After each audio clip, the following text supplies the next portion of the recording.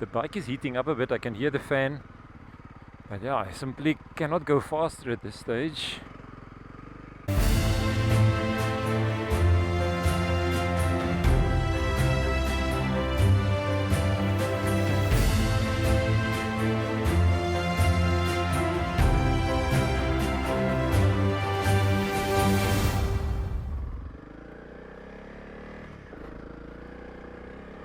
Hello and welcome back to Vanner's View channel. Yes, you are catching me on the road here. I am just outside the quaint little town of Aurora. So if you've watched the previous video, you would have seen how I ended up in Aurora, taking the trip from Leipoldville all the way via Redlinghuis to Aurora. So welcome back to the channel, and I hope you'll enjoy this video with me. If you followed the series so far, you will know that I've been doing quite a bit of riding up the west coast, visiting places like Saldanha Bay and Paternoster and Veldrift and also Elandsbaai, Lambertsbaai. Now today the trip is a bit different. We are now for the first time on this series of videos heading a bit up the mountains. So the little road I'm finding myself on now is just a turn off on the same dirt road that I came into Aurora in the previous video. So I just backtracked a little bit and took the turn off now to a place called Danielshoogte Nature Reserve. It's actually a private nature reserve. But maybe just a bit more about where are we going with this trip today. So the end destination is the quaint, fascinating little town of Goedverwacht. Now I will talk a bit more about Goedverwacht when we get there, but en route to Goedverwacht, I'm taking the back roads. I mean, there's a much shorter road from Aurora to Goedverwacht by tar, but you know me. I mean, I want to take the back roads. I want to have some adventure. So I'm taking the back roads. Now, there are two places that I'm going to visit along the way from Aurora to Goedverwacht. And this is Danielshoogte Private Nature Reserve, as well as Banghoek Private Nature Reserve. So, yeah, these are two prominent... Yo, look at this. We've climbed significantly already. So the road I'm taking now is the road to Danielshoogte Private Nature Reserve. This is situated about 800 meters above sea level, so this is why we are steadily climbing now. We are climbing quite a bit. Yeah, but the views is already spectacular down here. So this road up the mountain is no thoroughfare. I mean, you go up with this road, but you also have to come back. So we will return to the dirt road that came out of Aurora, but for now we're just going to explore Danielshoogte Private Nature Reserve, if I can get there. I have no idea. I couldn't find much information about it, so I'm not sure if there will be a gate somewhere, but apparently the views are fantastic. If you've not caught up with the previous videos in this series, please go and have a look. This is already the 6th video I'm making for this trip. Danielshoogte Private Nature Reserve is only about 8 kilometers or so outside of Aurora, so it's not so far to go. And yeah, so far the road is actually quite manageable. I expected it to be a bit worse, so making steady progress. Sure, but there's impressive rocks here. I'm not sure if you can see it in the camera, but there's a significant overhang there. Almost looks like a horse's head. Yeah, this is beautiful. Yeah, can you see it? I mean, the overhang, I hope the camera can catch it, but it is really interesting. These are the kind of back roads that I enjoy. I mean, these are basically a single track lane going up, and it's already impressive. Yo, there you can see the sea, all the way to the sea there. So it's really providing you with elevation that on a clear day like today, and today is quite a nice day, it is not cold, the visibility is very, very good. Oh, here is a gate, so let's see. So this seems to be the entrance gate. So let's just see what the board says. Okay, it simply says Danielshoogte Private Reserve at Grootplaat. It's private property, but it just says stay on the main road and don't go faster than 40 kilometers an hour. Yeah, so this is nice. One can simply proceed.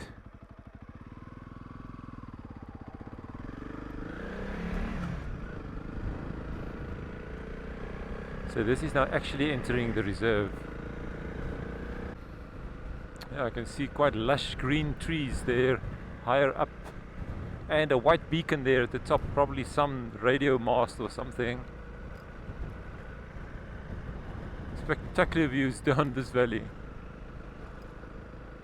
Now, I must say, this road up to Danielshoogte and now riding on the top here is no problem. Any car can drive here. This is not a 4x4 track. It is actually very easy to ride, and I'm finding it quite relaxing on the Honda CRF 300 Rally.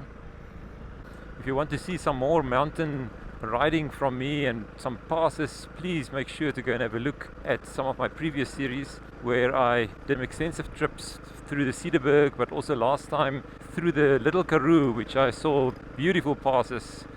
And of course, thanks to all of you for your positive feedback. I'm really overwhelmed by how positively my channel is being received. I truly appreciate every comment that's made, and although I don't always immediately respond to a comment, I will respond. I try to respond to every comment, and because I really appreciate the interest shown and all the questions asked and the encouragement. Thank you very much. Your support is making it so much more worth it.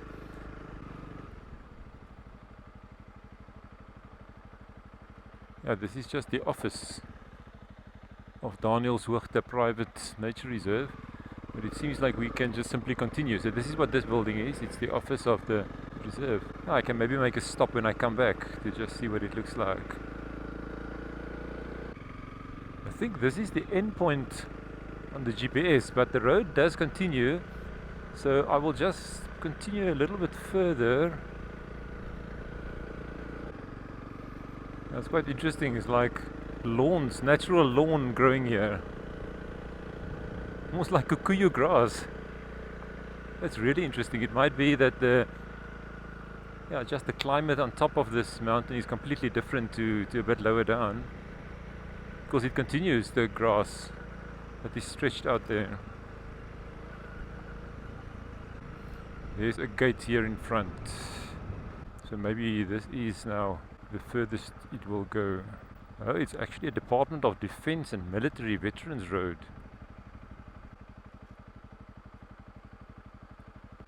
It's no entry. Okay, but let me turn around here. Yeah, but you can see far into the distance here. So we really elevated about 800 meters now, so to that side it is just stretched open countryside. But let me turn around and go back to the office and just make a bit of a stop there. Let's go. It's actually very nice to ride the road up and to ride it down, because the views are completely different depending on which direction you ride. I mean, you can see the views. Oh, probably St. Helena Bay that is lying there.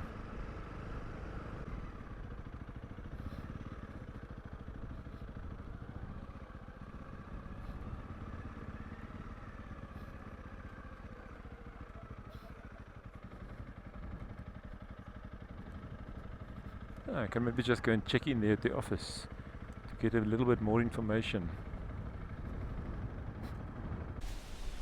So I now made a stop here at the office of Danielshoogte Private Nature Reserve. Let's go and have a look. Maybe there's a little bit more information about the reserve, because I must say I don't know much about it.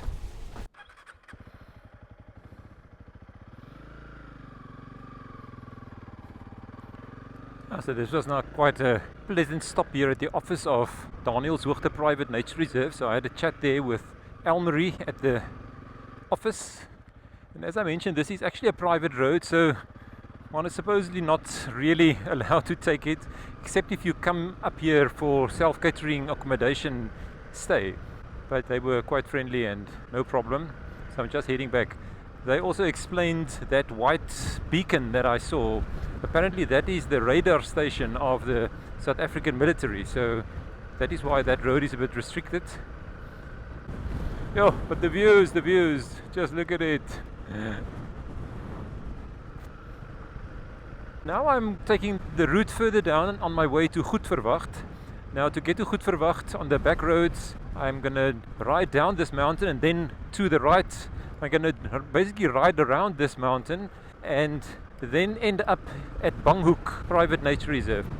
I discussed also Goedverwacht Nature Reserve here with Elmarie at Danielshoogte, and I said to her, well, I struggled to find information about Goedverwacht. So when I planned this trip, I tried to read up on Goedverwacht but couldn't find much information. But they confirmed, no, it is in fact a public road that goes through Goedverwacht, and it is apparently very, very beautiful. So Goedverwacht is there, very close to Piket Boerberg, so we will probably see much more mountainous areas there.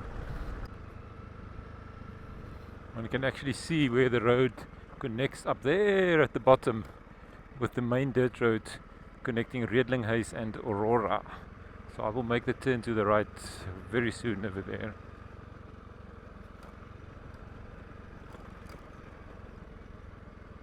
Yeah, so I now safely made it down Danielshoogte.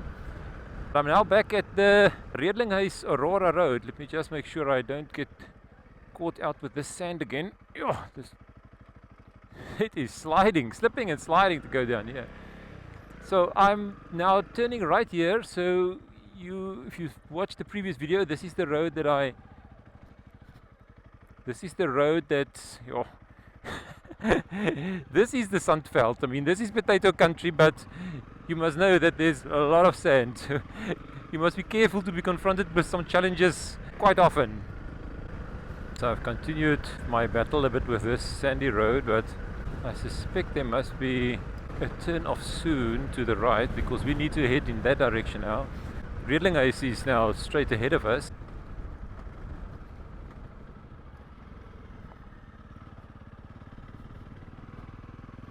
I have no idea of the state of this road, but maybe it's a bit of a smaller back road, I don't know. But come explore with me. This is interesting. Oh, certainly beautiful views onto the mountains there in the distance. Of course, the sand is continuing, so it will probably be a bit slow going. Now, this is really a sandy track. This is going to be a challenge.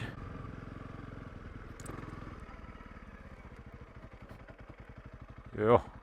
No, this is like riding through beach sand. Let me see.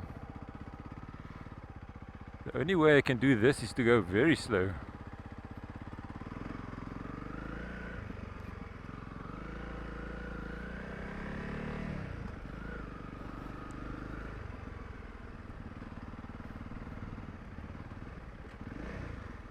Sure, no, this is going to be tough.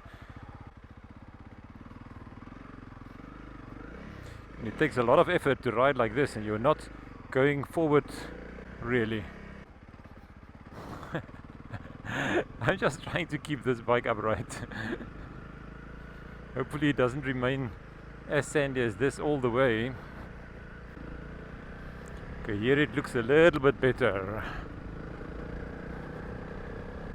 And now the road is suddenly much better.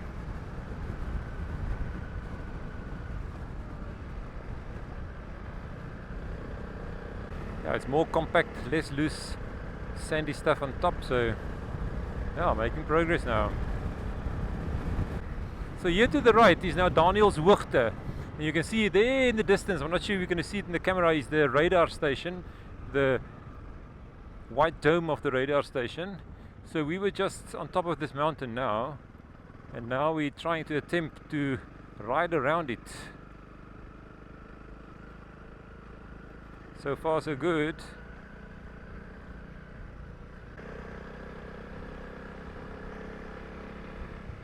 Oh, lots and lots of sand here in front. I will have to basically walk in first gear to do this, I think. Yeah, this is not easy. The bike is heating up a bit. I can hear the fan. It's simply because we are now riding with the wind and going this slow. I can feel almost no wind in my face, so the bike probably can also not properly cool from flow of air. But yeah, I simply cannot go faster at this stage. Maybe if I try to ride in the middle of a road here. Not sure if this is better. It remains a bit sandy.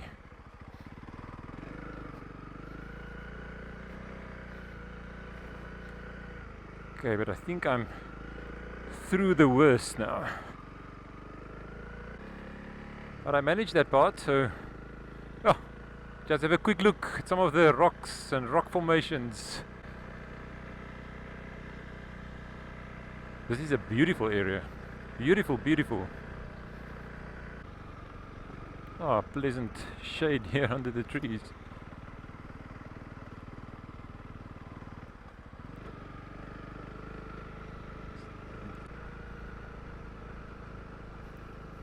Yeah, so they told me about these gates there at Danielshoogte when I spoke to Elmarie. So the gate is already open, so I'm not going to close it. But the road is now really becoming a small dirt road. So this is really a farm track. I love it, don't you think? I mean, this is great off-road riding.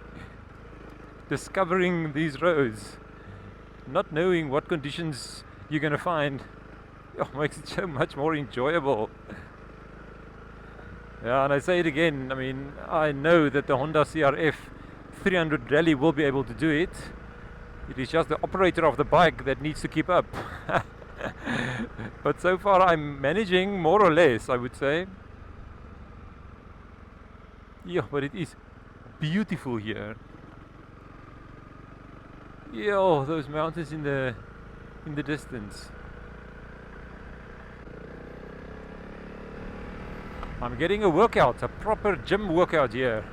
Because the moment you need to keep the bike steady, it takes a lot of out of the arms and the legs, because I need to steady the bike. I mean, cannot fall over.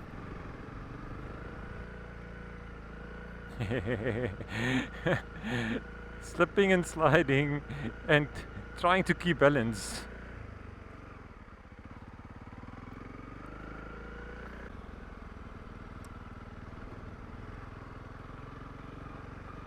Just look at these rocks.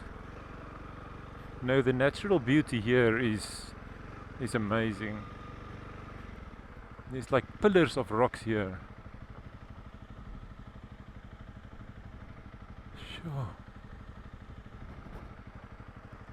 I just made a stop now to see whether I cannot just find a place in the shade. There seems to be a shady spot here, just to take a bit of a break.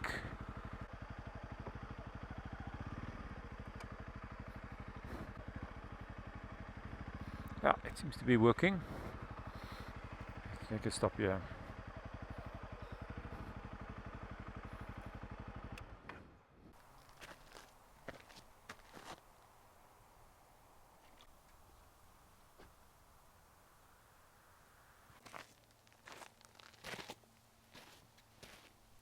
As within the theme of recent videos, let me tell you a little bit more about my bike, or some aspect of the bike that I have set up to enable me to do the motor vlogging. Seeing that I spoke about the drone in the previous video, there might be some of you that is wondering, but how do you actually fly the drone while you ride the motorcycle? Because you cannot hold the drone controller in two hands like you typically would if you were just standing still. So let me show you what I do. Let me just start off to show you again what I do with my phone. So my phone is my main GPS device. I make use of Google Maps, and I need to have this sturdily attached to the bike. So there is a charging cable coming in. So to attach and remove the phone, I have a unit here that is called SP Connect. So SP Connect is like it's got a functionality there where it slots into the casing of the phone. So you can see that you attach it and you twist it through 90 degrees, and this thing is then very well attached. And what I like about SP Connect is that this unit is of metal, so it's very strong. You can even shake the whole bike with this, so there's no way that the phone is going to get loose from this. So this twist and turn mechanism is working very well. I really like it. I've not seen anything better than SP Connect to attach your phone to your bike. So this then brings me to how do I attach the drone controller. So you will see, if you look here, there is another one of these clamps that I showed before, And on top here is another SP Connect unit. So what I did with the drone controller is, this is quite a, it's not too small a unit, so it's about as large as my hand, and it is, yeah, there's a little bit of weight to it. So what I did was to modify this a bit. So there's a universal connector at the back. So this is an SP Connect universal connector that I just stuck to the drone controller. So this is now fixed with super glue, and I must give credit again to Project Biker. This is a YouTube channel, and I spoke to Project Biker. He does the same with the so-called quad lock system, and SP Connect works very much the same way. So what I then do is I also connect it here and twist it into position. So now the drone controller is quite nicely fixed, and I can control the drone by using one hand. So while I ride, I use my left hand to, well, this is up and down, left and right, and so on. So this is then how I control the drone. So maybe just one aspect that I want to mention that I may have not said before is that this little unit here, you will see that it is the SP Connect, and then at the bottom there is just the typical GoPro type connection where you can then attach it to any GoPro connector, similar to these connectors. Now this little unit here is not easily obtainable. SP Connect doesn't produce it themselves. I had to search quite a bit to find this from a overseas supplier. So if you're interested to link SP Connect and GoPro connectors or DJI connectors, this unit is crucial to be able to do it. So if you want more information about it, please contact me and I will tell you what to do. But I find this very useful, very practical. Otherwise, I would have struggled to connect the drone to your typical connectors where you attach GoPros and action cameras. Yeah, so I hope you found this interesting. But now let's continue, because the road is still some distance to go, and I want to go and check out what Banghoek Private Nature Reserve looks like. I think there's a promise of beauty. Let's go and see. Maybe I can just point out that this farm that you can see here is called Stoneberg Farm. I will also indicate it on the link that I share in the description of the video. So Stoneberg Farm is a waypoint that I think is important to follow on these roads if you also want to do it.